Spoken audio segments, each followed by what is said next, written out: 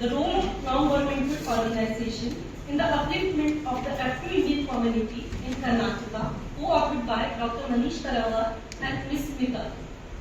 The Afro-Indian community has been living in India for more than 600 years. They are scattered in different parts of India, from Gujarat to Bengal and Maharashtra to Karnataka. It is the only diasporic tribe in India that is recognized as a scheduled tribe with an appropriate population between 40,000 to 50,000 in Karnataka. They have been an integral part to the Indian society in historical time, but due to unprecedented events, they migrated to this dense forest to safeguard their freedom. The sudden migration hampered the community's development. Since the 1980s, the government and non-governmental organizations have been working. There has been a significant improvement in their condition, yet it is crucial to acknowledge that the community is still facing the threats of underdevelopment that need to be resolved, which require expansion of collaborative ventures of the governmental and non-governmental organizations for better opportunities.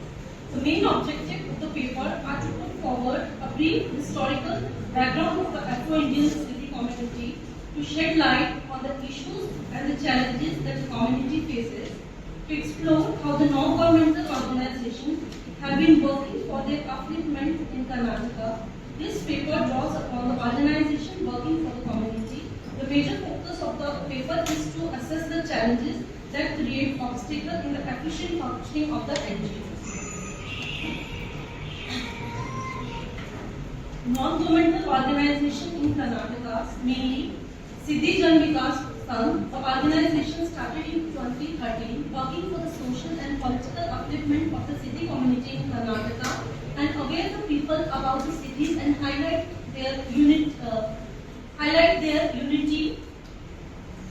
The second organization is Citizens Committee for Social Justice and Alternative Forum, working for legal support and fighting cases where city community members are fraudulently involved. Example, the case of Village City.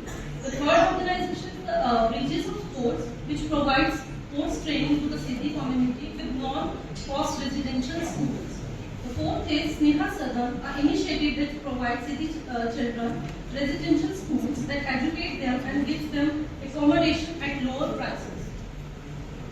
Individual effort for the development of the Afro-Indian community in Karnataka. Shantaram Mudana Siddhi is the first MLC from the Siddhi community. And the second one is Anita Reddy. She is a historian and a social entrepreneur working for the promotion of commodities in national and international markets. Judy Jeki Siddhi, working for the community and has developed the organic Siddhi honey and other collaborative endeavors for the economic independence of the community.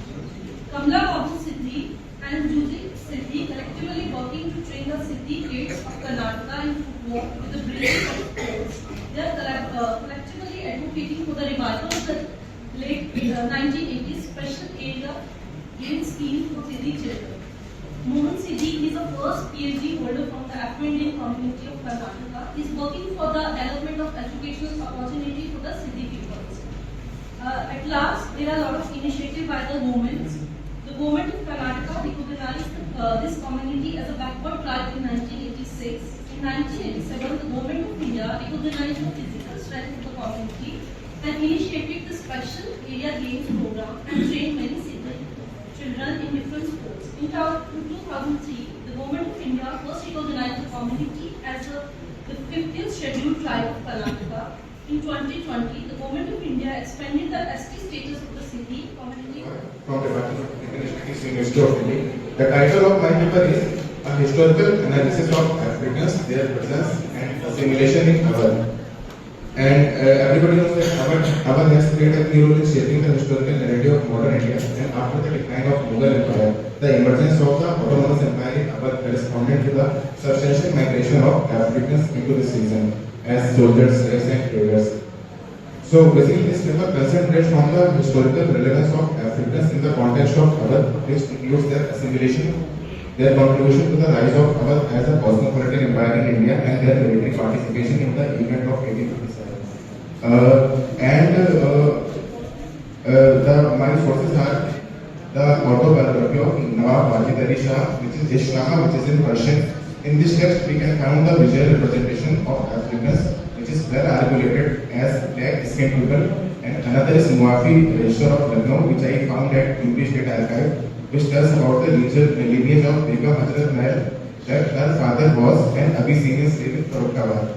And other three letters I found at National Archive of India of African cities, which they written to British authorities after 1857 about their bad living conditions in Awadh. And there were such diaries such as Martin Lukens was a British officer, and B.D. Savarkar and Krishnapati Godse also written about the contribution of Africans in 1857 fighting against the British in Awadh.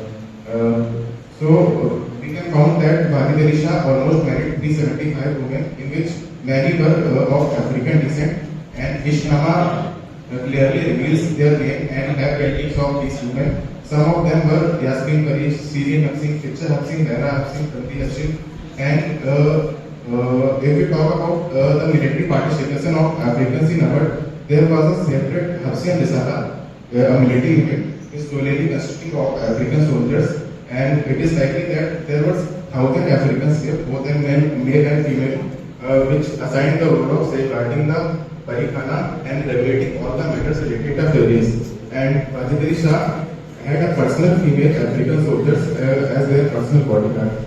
And there were Bob an African male sniper, and there was another female sniper at Sikandarbad, and British officers called them these women and African negresses because they were reflecting their racial perspective in writing the narratives of 1857.